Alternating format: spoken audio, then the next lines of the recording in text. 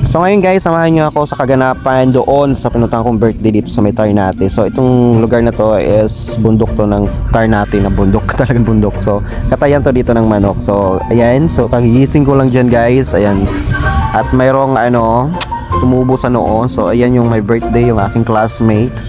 Ayan, tapos ito yung pinaka likod nung harap ng kanilang harap ba o likod ba? Ay nako, nakikisabay din tong music dito sa kabila ko. So ito po yon. Ayan, nagpe-prepare na kami dyan para simula na ang inuman, mga 11 ng yata yan. So ayan, nagsimula na nga. So ayan, yung mga star dancer dati nung elementary sa Libertad, Victoria, Northern Samar. So ayan yung pangalawa niyang anak na babae, dancer din yata yung paglaki. So dito, so ayan na, nagsimula na ang party, may nalasing-lasing na dyan. Ang aming star dancer, o ayan, mga taga-Samar lang din lahat yan, o diba? Para magpakawala sa mga hawla nila. So ayan, yung ganyan lang. Tapos ayan na ang epekto ng ng pangalawang kahon ng Red Horse. So ayan ako, akala mo naman talaga umiinom ng marami. So ayan na siya. So nagsasayaw na siya dyan. Tapos bigla siya dyan nagalit kasi daw nagbibideo kung kailan man na. Kanina pa siya nagsasayaw. Oh, galit na siya dyan kasi nga binibidyohan daw siya. So tawa ko na tawa. So cheers daw yan. So dito, ayan, pinuntahan ko din ng mga boys sa labas. Tapos nagiinuman din sila dyan. So lahat din yan mga taga Samar. So wala talagang mga taga Maynila dyan. Puro mga taga Samar yung mga tauhan dyan. Ayun ko lang kung tama. Sa ganun, Irinas, Pasaboyna, ganun, Victoria. So ayan.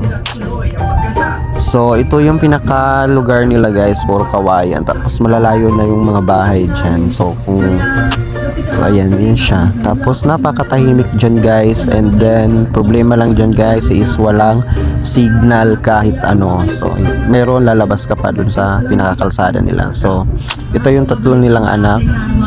Yan sila dyan. Meron pa yan isa, kaso nandun yata sa loob. Bali, 4 anak ng classmate ko, Marites.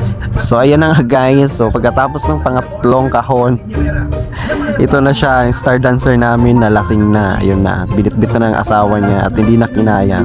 Pinagtatawanan lang nitong mga nandito lang din. So ito, medyo amats na ang mga boy. So ayan sila is hanggang hapon lang sila pwede uminom kasi madaling araw pa yung pagkatay ng mga manok. So may limit ang kanilang pag-inom. Bawal sila magdamagang mag-inom.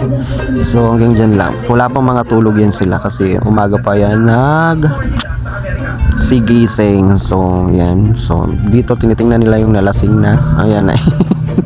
Problema na siya dyan. ayaw niya na mabidyohan siya. So ayan, balik tayo dito sa mga star dancer din ng boys kasi gusto daw niya sumali sa vlog. So ayan na. So dito may kambing kasi farm nga, diba, star, pero mabait yan, hindi siya takot sa tao.